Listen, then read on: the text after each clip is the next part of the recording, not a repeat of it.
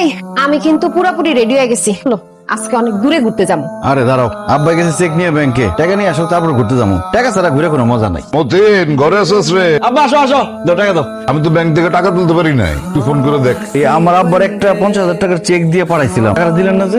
আপনার অ্যাকাউন্টে আছে মাত্র 10,000 টাকা। আমরা কিভাবে ওনাকে টাকা দিব বলেন? কি ব্যাপার, কি হয়েছে আপনার? আমার অ্যাকাউন্টে নাকি মাত্র 10,000 টাকা আছে। আপনার অ্যাকাউন্টে কয় টাকা ছিল? 6-7 লাখ টাকার মতো। বিদেশ থেকে বাড়িতে আইসা আপনি এমন ভাবে টাকা খরচ করছেন, আমি তো ভাবছি কোটি কোটি টাকা ইনকাম করে আইছেন আপনি। মাছ মাংস কিছু রান্না করো নাই?